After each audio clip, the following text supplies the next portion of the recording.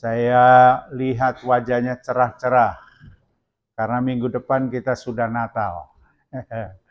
Ya, sambil menyampaikan kabar gembira Natal kita, jangan lupa minggu depan kita tidak ada lagi ibadah di tempat ini, tetapi pagi langsung di aula mulai kerja bakti, lalu malamnya kita ibadah jam 4 sore, ibadah di sana. Jadi pagi nggak ada ibadah lagi, tapi bukan berarti nggak datang ke aula, justru datang, kerja bakti bersama, disiapkan sebagainya, dengan harapan jam-jam 12, jam 1, semua udah bisa pulang, boleh make up ibu-ibu supaya cantik dan sebagainya, ya. Jadi maka dari itu pagi semua kita sama-sama pakaiannya kerja bakti. Lalu karena catering sudah dipesan, semuanya sudah dipesan, tapi kita perlu mempersiapkan aula kita lebih baik lagi. Amin. Iya, Tuhan berkati. Baik Bapak Ibu yang diberkati Tuhan, kita akan belajar masih menyelesaikan serial khotbah, yaitu Raja yang Luar Biasa. Mari kita buka bersama di dalam Matius pasal 21 ayat yang pertama. Saya minta tolong salah satu Karis yang udah lama, saya kangen kamu udah baca. Udah ketemu dengan Pak De. Kau baca Yohanes pasal 21, Matius pasal 21 ayat 1 sampai 11.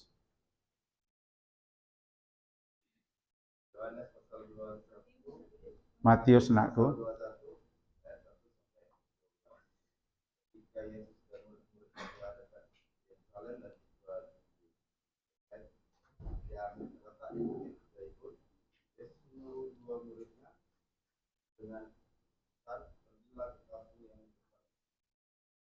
Dan itu kamu akan segera menemukan seekor keledai dengan lambat dan anaknya ada di dekat. Lepaskanlah keledai itu dan bawalah keduanya kepadaku. Dan jikalau ada orang berkata Tuhan memerlukannya, dia akan segera membacanya. Hal itu terjadi supaya genaplah firman yang disampaikan oleh Nabi. Katakan kepada putri Sion, rajamu datang padamu. Dia lemah lembut dan mengendarai seekor keledai. Seekor keledai beban yang mudah. Maka pergilah murid-murid itu dan berbuat seperti yang ditugaskan. Mereka membawa keledai itu seperti anaknya, lalu alisinya dengan pakaian mereka, dan Yesus pun naik ke atasnya. Orang banyak yang sangat besar jumlahnya menghamparkan pakaiannya di jalan. Ada pula yang memotong ranting-ranting dari pohon dan melemparkannya di jalan. Dan orang banyak yang berjalan di depan itu dan mengikutinya dari belakang berseru, karena bagi anak Daud berkata yang datang dalam nama Tuhan bersama di tempat yang tinggi. Dan ketika dia masuk ke Yerusalem, kepala seluruh kota itu dan orang berkata, siapakah orang ini? Dan orang banyak itu menyambut, inilah Nabi Yesus dari Nazaret di Galilea. Baik, Tuhan berkati. Terima kasih, Karis. Ya, Bapak Ibu yang diberkati Tuhan Yesus Kristus, Yesus adalah memang pribadi yang sangat luar biasa, fenomenal dan dahsyat sekali. Karena memang selain dia Allah, dia juga manusia yang lemah lembut dan peduli terhadap orang-orang yang berkesulitan. Nah, untuk itu saudara yang kekasih, karena memang dia adalah Allah, maka menyatakan segala mujizatnya, karyanya yang hebat, orang sakit disembuhkan, orang timpang berjalan, bahkan orang mati dibangkitkan. Di sisi lain, dia pelayanannya sangat manusiawi sekali. Sehingga dia tahu betul apa itu arti penderitaan, apa itu arti kesukaran, bahkan orang-orang mati, orang-orang sakit, dan sebagainya. Nah, karena dua pribadi yang sangat luar biasa, maka pelayanan Yesus itu sangat berkenan Ditambah lagi kita sudah belajar bersama latar belakang pada zaman itu adalah orang sedang kehilangan jati diri, kehilangan seorang imam, kehilangan seorang nabi yang sangat melayani. Tetapi tiba-tiba Yesus datang melayani adalah justru pelayanannya sangat hebat sekali. Maka tidak heran ketika Yesus datang pada waktu itu ke Yerusalem, maka orang banyak berbondong-bondong, ribuan orang datang. Sebagai contoh, untuk contoh konkret saja yang ada di real dalam kehidupan kita, sebagai contoh Pak Andi Simon yang beberapa bulan yang lalu, walaupun sekarang belakangan katanya tidak terlalu diekspos meskipun pelayanannya masih. Nah, saudara yang kekasih, saya membayangkan kurang lebih seperti itu pada waktu itu. Orang ribuan orang kayak Pak Simon, Andi Simon, saudara yang kekasih, itu kota daerah kita, daerahnya dia itu sampai semua orang beraneka ragam agama dan sebagainya. Akhirnya menimbulkan problem yang lain. Problemnya adalah orang-orang Farisi, orang-orang Saduki jadi iri hati. Kan gitu. Kok malah diagung-agungkan dan lain sebagainya. Nah, kurang lebih seperti itulah peristiwa yang kita baca tadi. Ketika Yesus menyembuhkan orang sakit, membangkitkan orang mati dan sebagainya, lalu para pendeta, imam-imam, orang Farisi dan ahli-ahli Taurat, mereka mulai cemburu. Apalagi ketika mereka datang itu mengelok-elokkan, mengagung-agungkan Yesus dengan teriakan-teriakan yang sangat luar biasa sekali, yaitu diantaranya teriakannya adalah Hosana, Mubarak, Hosana, Hosana. Hosana sendiri, saudara yang kekasih, di sini sudah dijelaskan bahwa diberkatilah yang dia datang di dalam nama Tuhan. Diberkatilah katanya saudara yang kekasih. Lalu saudara yang kekasih, ada juga agungan yang lain, Hosana bagi anak Daud. Kurang lebih kayak. Jadi ada teriakan, memuliakan dan sebagainya, hiruk pikuk. Di sisi lain yang notabene tadi ahli-ahli Taurat, para agamawan, para tokoh-tokoh agama, mereka cuma menonton dengan iri hatinya. Mereka sendiri tidak dipakai Tuhan dengan luar biasa. Sementara Yesus begitu luar biasa. Nah, akhirnya secara umum saudara yang kekasih, nanti kita temukan bahwa terbelah menjadi dua kelompok besar masyarakat. Itu yang akan kita bahas nanti. Nah, saudara yang kekasih di dalam Tuhan Yesus Kristus, dari pengagungan itu apakah berarti itu salah? Kalau Yesus itu adalah manusia, maka pengagungan itu jelas keliru. Iya kan? Iya dong, mengagungkan, menyembah sama Yesus. Kalau Yesus bukan Tuhan, maka itu keliru. Dan seyogianya Yesus pasti berkata begini, jangan saya bukan orang yang layak disembah. Yang harus disembah adalah Tuhan. Apalagi pengagungan itu Hosana, Hosana, Mubarak dan sebagainya. Mestinya kalau Yesus bukan Tuhan, pasti dia akan berkata, jangan, nggak boleh. Kan kayak gitu. Contoh, Bapak Ibu datang ke rumah saya, lalu menyembah saya. Pasti saya akan berkata, jangan nak, jangan. Saya bukan harus disembah, yang disembah Tuhan. Nah, tetapi karena memang Yesus adalah naturnya Allah, maka ketika ada pengagungan model kayak gini, Hosana, Mubarak, dan sebagainya, maka Yesus membiarkannya itu.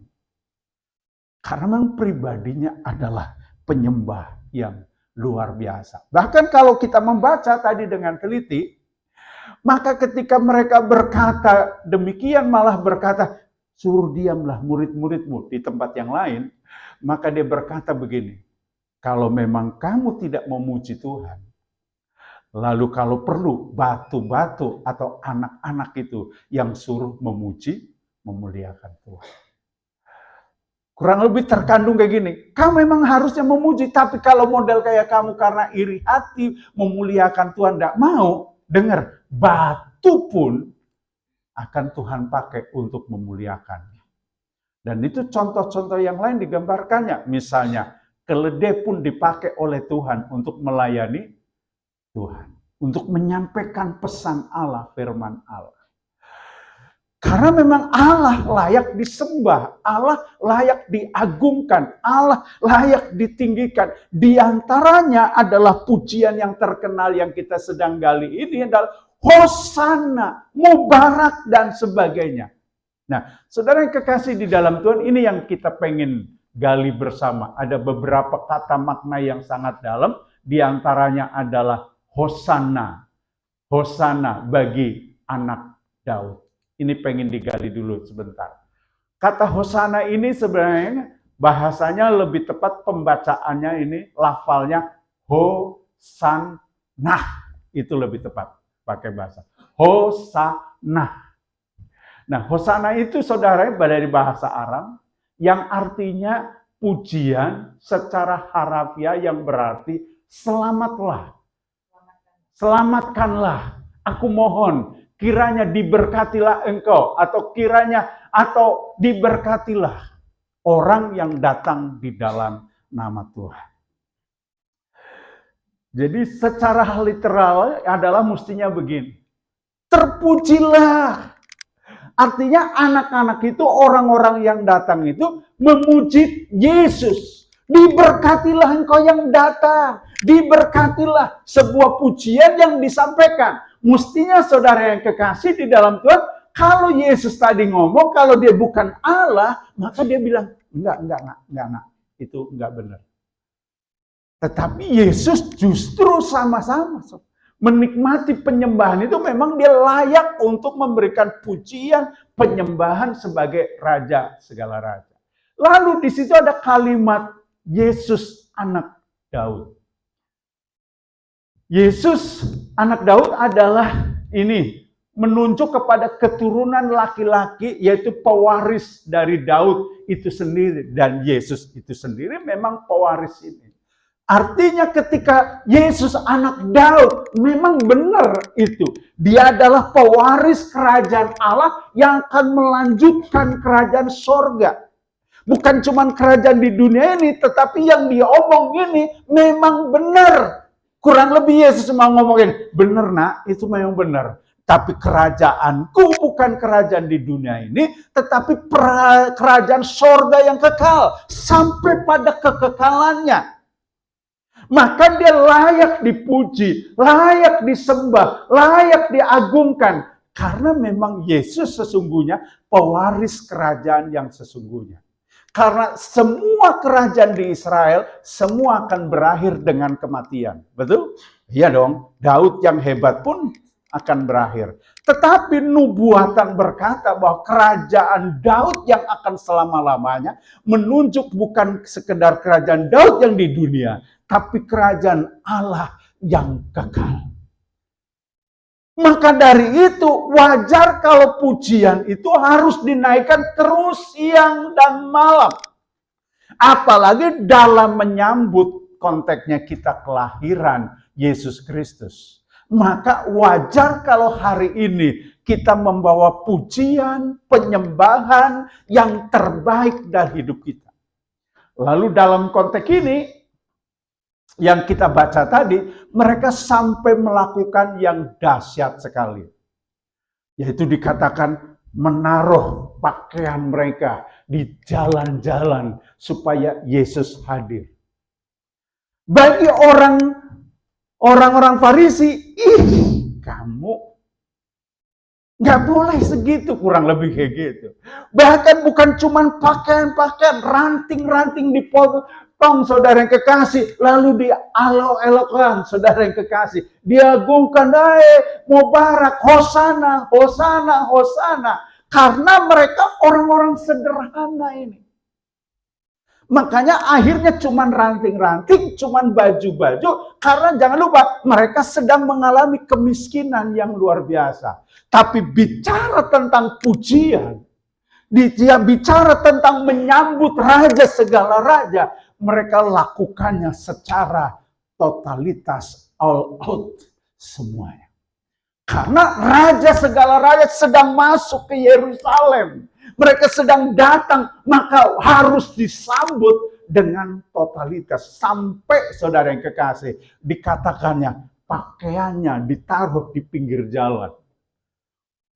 Bangga minta ampun kurang lebih pada waktu itu kalau Yesus lewat nginjek pakaiannya. Saudara yang kekasih, ternyata di sisi lain Yesus yang kita sembah raja, yang saya pakai istilah raja yang sederhana. Dia datangnya benar-benar dia seorang raja yang sederhana. Karena faktanya dia naiknya pun pakai keledai. Keledai itu ada kendaraan tersederhana pada waktu itu. Mungkin kalau kita sekarang motor.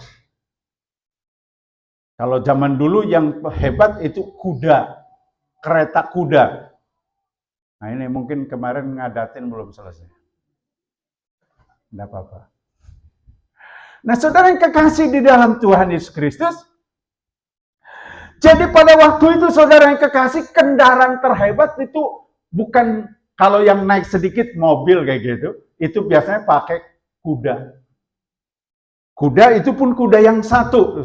Tapi kalau mobil Pajero dan sebagainya, nah mungkin yang roda tarik 4 oleh kuda, saudara yang kasih. Saya nggak tahu kok mobil dulu pakai istilah kuda dan sebagainya, tenaga kuda. Ternyata itu udah ada duluan. Nah saudara yang kekasih, tetapi secara umum mereka karena raja yang datang adalah raja yang sederhana, dan mereka cuma punyanya adalah keledai, mereka pakai. Dan sederhananya lagi, keledainya pun pinjam. Ada nggak raja yang model kayak gitu? Pinjemlah ngomong, nanti aku pinjem karena Tuhan mau pakai, saudara, untuk memuliakan Allah. Berangkat dari sini, mari kita mau pinjemin Tuhan Yesus dengan fasilitas kita. Amin. Kalau saudara punyanya Pajero, kita pakai Pajeronya untuk memuliakan Tuhan besok. Yang punyanya motor metik untuk memuliakan Allah. Tapi kalau nggak ada punya semuanya, saudara yang kekasih, kita punya pakaian yang bisa dihamparkan untuk mendatangkan kemuliaan Allah. Tentu jangan dihamparkan supaya saya lewat. Tetapi maksudnya apa yang kau punya, kita mau pakai untuk memuliakan Raja segala raja. Amin. Jangan lupa ketika keledai itu menjalaninya. Andai kata keledai itu ikut senyum-senyum nggak? Pasti. Bangga sekali aku dipakai oleh keledai ini. Termasuk dia ikut nginjek lantainya, nginjek pakaiannya. Ketika dipakai memuliakan Tuhan, kita ikut menikmati kemuliaan Allah. Ketika kita memakai baju kita yang kain basure besok, dengar, bukan supaya Pak Sarwono pakai batik basure mantap kali. Padahal itu untuk yang 10 tahun yang lalu. Bukan itu tujuannya, tapi ketika kemuliaan itu kita pakai untuk menyambut raja segala raja. Dengar, apakah kita mesti lomba dulu? Bajumu lebih bagus ya? Enggak. Pasti perhatiannya semuanya tertuju kepada raja yang sederhana itu. Tapi bicara kemuliaannya itu, esensinya kan memuliakannya, bukan bajunya, bukan rantingnya, bukan keledainya, kan kayak gitu kan?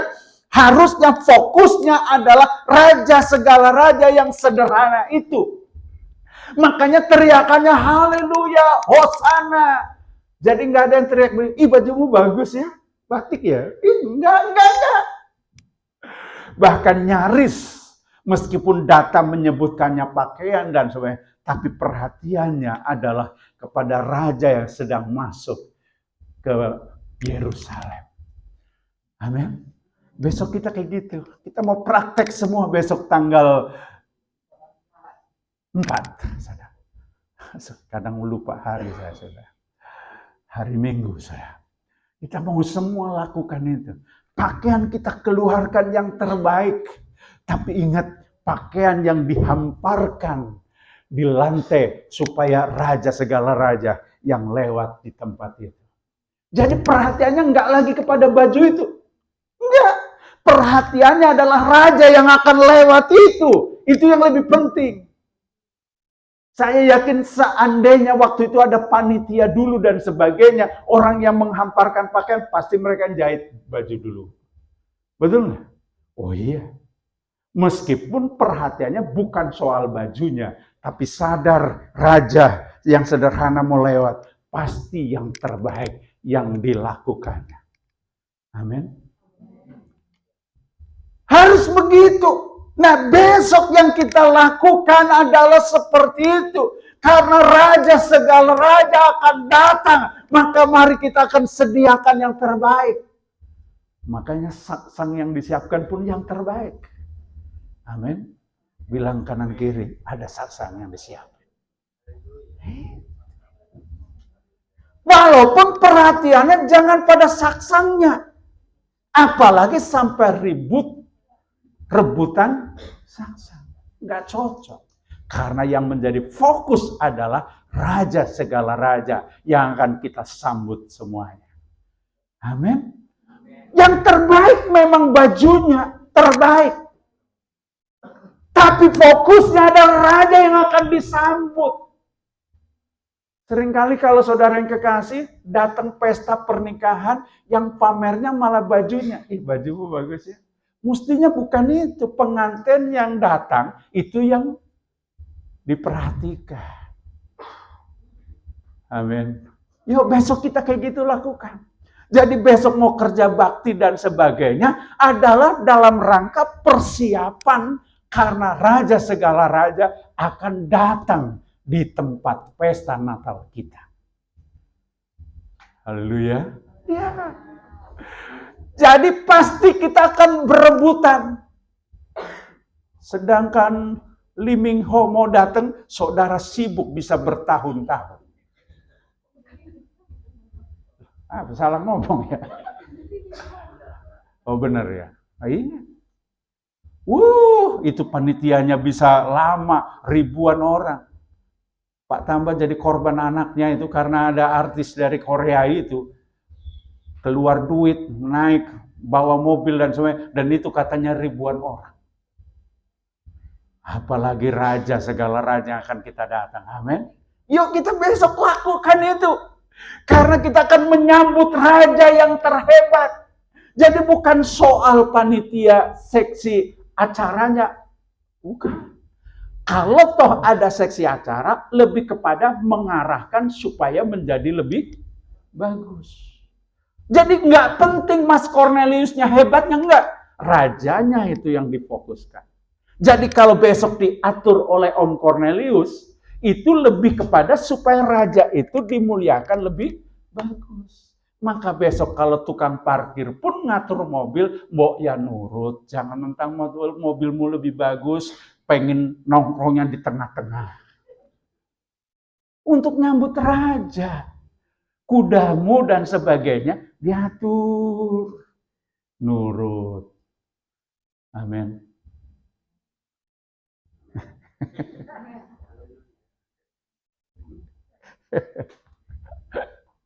Iya, karena fokusnya bukan mobil kita. Bukan, enggak. Fokus kita raja yang akan kita sambut. Iya kan? Jadi termasuk bukan bajumu, makananmu. Perlu dalam rangka menyambut raja itu. Perlu. Adu lomba, make up-nya bagus dan sebagainya. Boleh. Tapi tetap fokusnya raja itu. Jadi nggak usah sibuk. Make up-mu terlalu tebal. Nggak usah, udah biarin aja tebal agak dikit udahlah. Walaupun kita ngomong, raja mau datang, masa klemotan aja. Boleh. Amin. Khotbah apa Pak Pendeta hari ini? Motivasi saya adalah Natal kita besok. Lebih baik semua. Amin. Kalau besok diatur oleh Pak Ibu Silalahi tentang konsumsi. Bukan karena dia, enggak. Dalam rangka menyambut raja itu. Hosana itu. Jadi yang terpenting adalah ketika kita teriakan, Hosana, Hosana. Jangan, saksangnya mana? Saksangnya, nggak penting itu. Walaupun ketika pesta raja ada, pasti saksang pun didapatnya. Amin. Tapi kalau nggak dapat karena yang lain agak tahan kolesterol, yang lain nggak tahan kolesterol, ya sudahlah. Terima yang lain. Kan masih ada makanan yang lain. Amin. Saya percaya besok Natal kita akan sukacita, saudara. Akan bergirang. Amin. Ya. Karena kita bukan lagi soal siapa dan sebagainya. Nah, karena kita menyambutnya raja segala raja, yang lombanya adalah lombanya fokus kepada Allah. Bagaimana kita cari muka, maaf, saya pakai istilah yang negatif. Cari mukanya pada raja itu. Bukan cari muka bajunya yang lain, enggak. Bukan. Bagaimana kita berkenan kepada sang raja segala raja, kalau perlu, maaf tanda negatifnya, cari muka sama Tuhan. Itu yang boleh. Tapi kalau cari muka sama mertua, menantu, nggak usah. Cari mertua, muka itu sama Tuhan. Bagaimana mengekspresikan hati kepada Tuhan. Makanya kalau besok katanya ada yang mau deklamasi, jangan lihat deklamasinya. Lihat Tuhan yang sedang dideklamasinya. Amin. Saya dengar ada yang mendadak latihan sampai jam 1 malam dengan keluarga. Mantap itu. Harus. Tapi bukan dalam rangka pamer yang lainnya. Tapi dalam rangka mau sambut raja. Itu tadi. Haleluya. Jadi kalau yang lain cuman mau diem aja karena nggak ikut nyanyi. Yang penting fokusnya pada dia. Haleluya. Haleluya. Ini kadang suruh nyanyi nggak mau, maju nggak mau, duduknya mau di tengah-tengah, ganggu lagi. Alamak. Suruh nyanyi, bereng maju.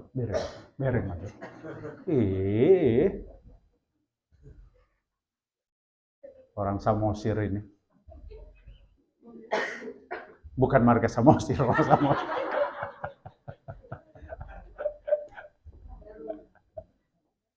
Ya besok kayak gitu, ya kan? Jangan ketika nanti misalnya opung kita, opung Limbong, suami istri mau nyanyi berdua, saya nggak tahu jadi apa. Bereng maju, si opung banyak tingkah. Dahulu orang dia lagi nyambut raja memuliakan Allah, lagunya agak pales-pales dikit, sudahlah. Yang penting Tuhan dipermuliakan. Amin. Biasanya Ibu Gembala mau ngajak duet sama saya. Cuman saya tahu kalau kami nyanyi bagus, cuman lebih bagus tidak nyanyi. Sudahlah, kami memuliakannya yang lainnya. Iya kan? Jadi kalau nggak kebagian nanti si Mas Cornelius antri lalu saudara marah-marah, aku belum. Ya udahlah, yang penting Tuhan dipermuliakan. Besok foto juga kayak gitu, dalam rangka memuliakan Tuhan. Tetap silakan mau gayanya model apapun yang kita akan difoto satu persatu katanya. Oh satu keluarga, saya pikir satu persatu. Saya mau gaya apa besok lagi mikir-mikir. Rupanya per keluarga untuk diabadikan. Nah jangan berantem hanya gara-gara duluan dan udah semua akan dapat di foto. Ya. Atau ada yang tidak? Oh, semua dapat. Wow, dahsyat kali ini tahun ini. Bahkan ada videonya. Makanya kalau make up-nya yang bagus juga, jangan pula cemotan dan kayak badut jadinya. Karena besok akan divideokan, akan difoto, dan orang-orang profesional. Kalau selama ini yang tukang fotonya model kayak saya, belok kanan, kenanya malah kakinya, saya enggak cocok. Kalau besok pasti profesional. Karena untuk menyambutnya raja yang hebat. Amin. Jadi dandan yang bagus. Yang sopan. Jangan pula yang sudah. Oke, selanjutnya. Jenis respon orang itu ada 2. Waktu nyambut raja itu. Yang pertama adalah kelompok yang menolak raja yang sederhana ini. Yang pertama adalah Herodes, pejabat lo. Yang kedua, para pembesar Yahudi. Orang Farisi, ini adalah ahli-ahli agama. Tahu Alkitab. Ini pintar. Orang Saduki ini, saudara yang kekasih, orang yang sok suci. Masa memuji Tuhan kayak gini? Harusnya begini. Itu sibuk kepada aturan. Sok suci. Yang kedua, tokoh-tokoh agama. Atau yang terakhirnya, orang-orang tua Yahudi, sesepuhnya. Dan yang terakhir adalah orang-orang yang hanya selalu ikut-ikutan. Kalau orang ngomong salah, ini sini.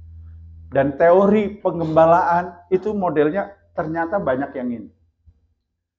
10 orang adalah dalam kelompok komunitas, 10 orang itu adalah orang komitmen yang menjadi seorang pejuang. Itu pahlawan.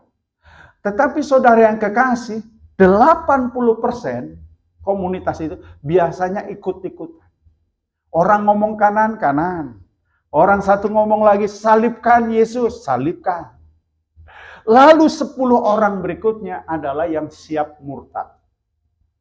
Nah, itu teori penggembalaan. Jadi, ketika jemaat kita kurang lebih 100 orang, maka berarti yang 10 orang dari 100 itu ternyata cuma 10 yang komit. Maka nggak heran kalau rapat panitia yang datang cuma 4-3 orang. Itu udah dari sononya. Nah, celakanya yang 8 orang ikut-ikutan. Yang 80. Jadi kalau, yo semangat dan kalian nyanyi bagus. Bagus, yuk haleluya.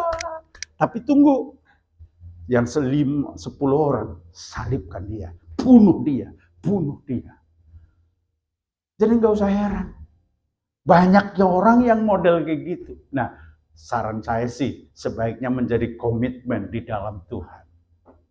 Artinya besok kalau ada kurang bagusnya kepanitiaanmu nanti, ada yang mencela kamu dan banyak, nggak usah kecewa.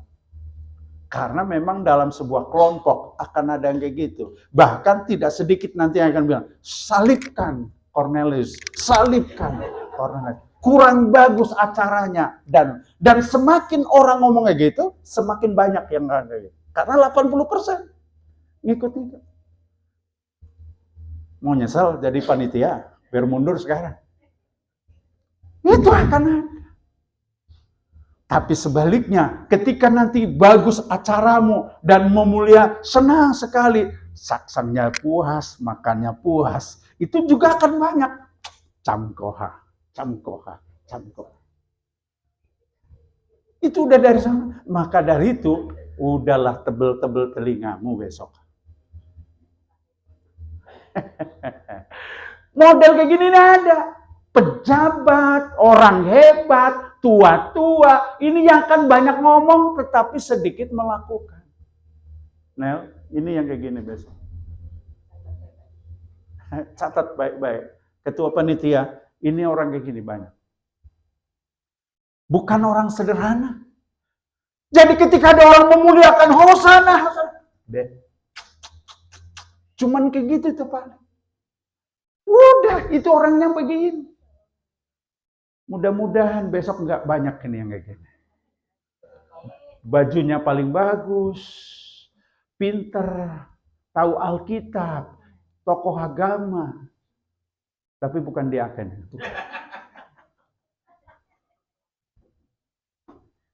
Nggak usah kecil hati panitia. Lalu kelompok yang kedua, ini jangan lama-lama di sini. Kelompok yang kedua, yaitu yang menerima. Ternyata orangnya adalah orang-orang sederhana. Tapi orang-orang sakit. Yang ramai yang kayak gini. Orang-orang putus asa, orang-orang yang kecewa. Tapi dengar, orang-orang ini adalah orang-orang yang tulus. Ikhlas. Jadi meskipun ketika menghamparkan pakaiannya adalah dengan tulus. Sehingga di kemuliaannya, kelihatan mungkin tepuk tangannya sederhana, tapi hatinya memuliakan Allah, mengagungkan Allah. Saya nggak tahu kita yang mana. Yang pertama atau yang kayak gini?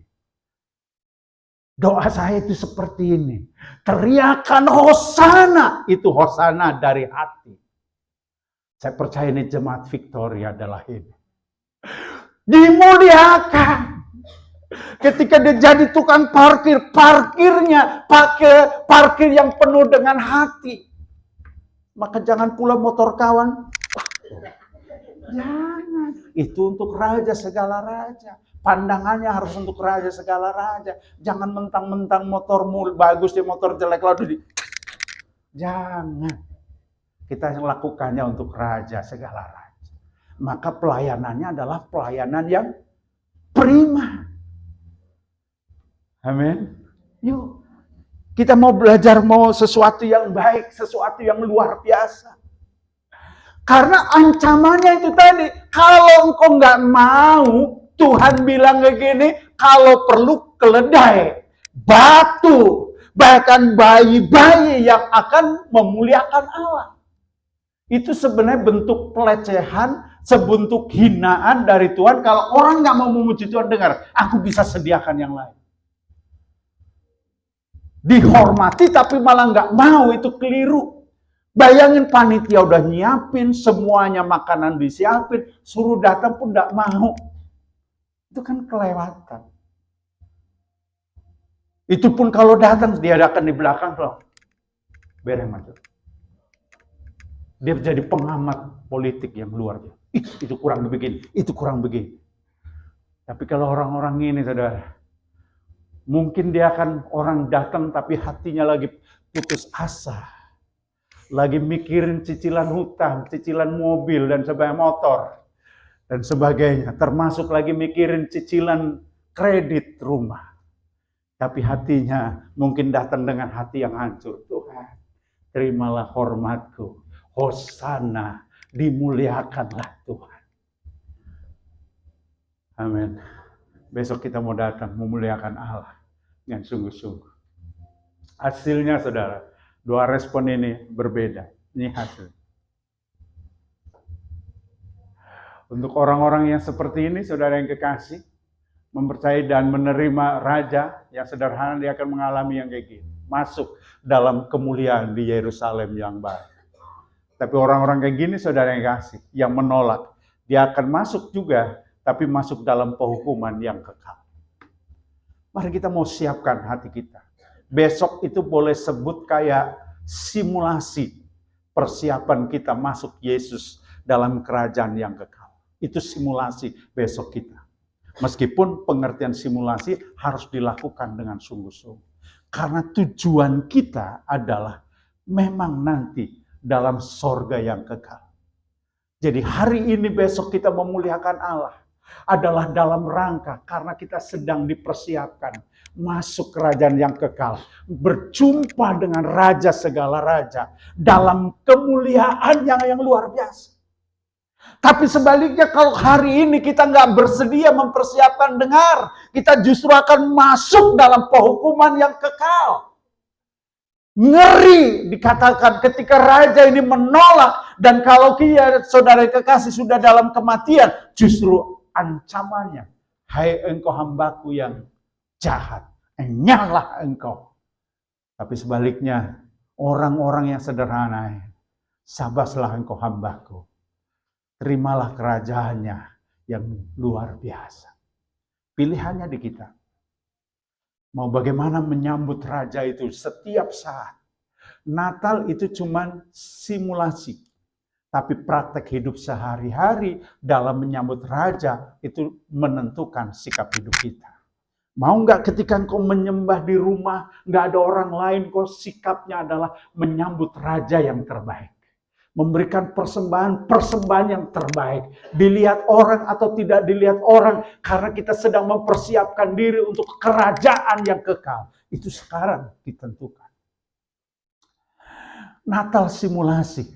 Tapi mari kita mau belajar, membiasakan diri. Belajar tulus, belajar ikhlas. Karena raja itu sendiri datang dengan segala kesederhanaannya.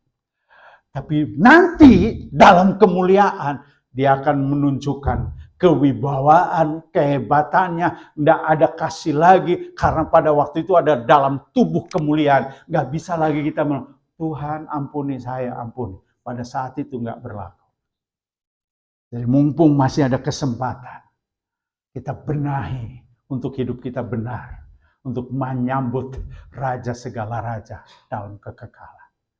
Tuhan Yesus memberkati. Kita nyanyi lagu